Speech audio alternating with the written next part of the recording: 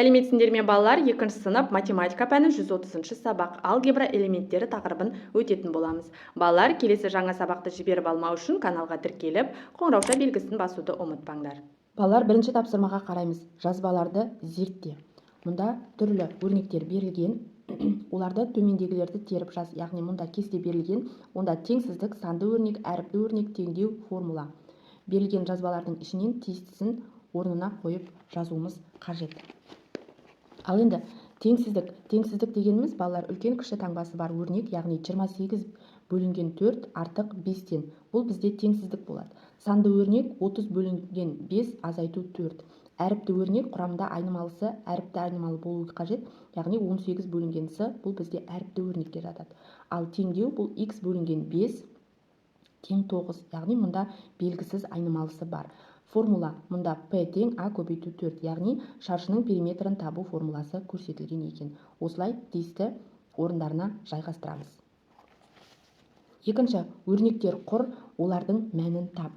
Асы 80-нен 27 мен 3 сандарының бөліндісін азайту дейді. Балалар, 80-нен 27 мен 3 сандарының бөліндісін азайту. Бірінші бөлу амалы орындалады. 27-ні 3-ке бөлсек 9 болады. 80-нен 9-ды азайтсақ 71 қалады.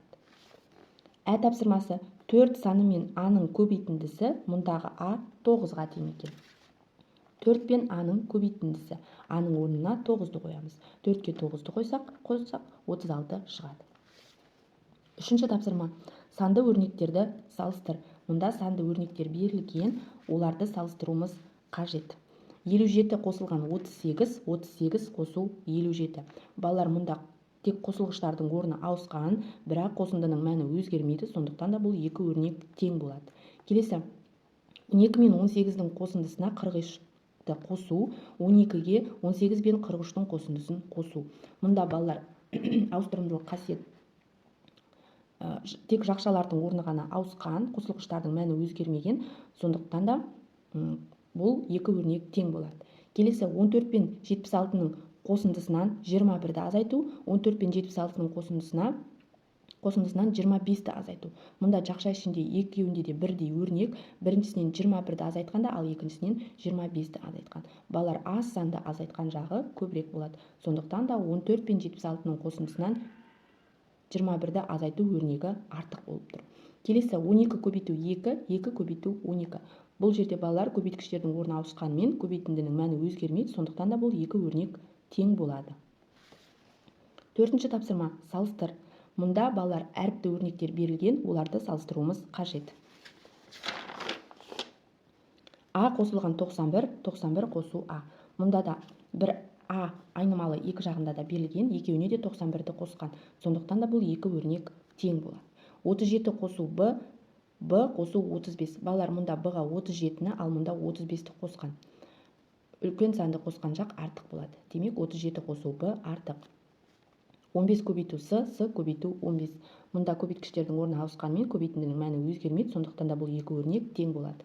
К азайту 83, К азайту 86. Балалар, К-дан кіші санды азайтқан жағы үлкен болады. Яғни, К азайту 83 өрнегі артық. Бесінші тапсырма, теңдеулерді шеш. Мұнда теңдеулер берілген, оларды шешіп көрейік. X қосылған 26 қосу 15 тең 56. Балалар, бірінші жақшашыны орындаймыз. 26-ға 15-ті қосса 41 болады. Сонда X қосу 41 тең 56 деп жазамыз. Мұндағы X белгісіз, оны анықтау үшін 56-дан 41-ді азайтамыз. X тең 15-ке. Ал енді X-ті орнына қойып теңдеуді тексереміз. 15 қосу, жақша ішінде 26 қосылған 15, жақша жабылған тең 56. Балалар, 15-ке 41-ді қоссақ 56 тең 56 деп жазамыз. 5 көбейту А тең 45. Мұндағы А белгісіз, оны анықтау үшін 45-ті 5-ке бөлеміз, А тең 9-ға. Ал енді А-ны орнына қойып теңдеуді тексереміз. 5 көбейту 9 тең 45, 45 тең 45 деп жазамыз. Келесі теңдеу 99 азайту А тең 100 азайту 82. Бірінші 100-ден 82-ні азайтып жазып аламыз. Сонда 99 азайту А тең 18 деп жазамыз. Мұндағы А белгісіз, оны анықтау үшін 99-дан 18-ді азайтамыз. А тең 81-ге. Ал енді А-ны орнына қойып теңдеуді тексереміз. 99 азайту 81 тең 100 азайту 82. 18 тең 18 болады. b бөлінген 5 тең 8.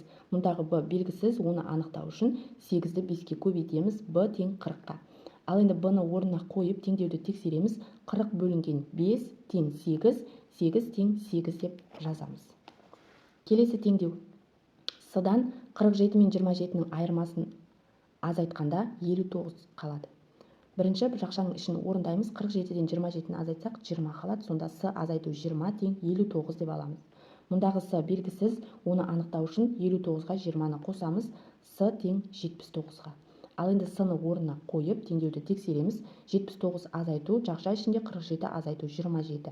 Жақша жабылған тең 59, 59 тең 59 деп жазамыз. 32 бөлінген x тең 4. Мұндағы x белгісіз, оны анықтау үшін 32-ні 4-ке бөлеміз.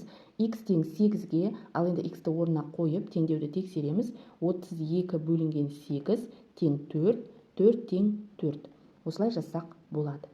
Балалар, осымен бүгінгі біздің сабағымыз аяқталды. Барлық тапсырмалар сендерге түсінікті болды деген ойдамын. Келесі жаңа сабақта кездескенше сау болыңдар.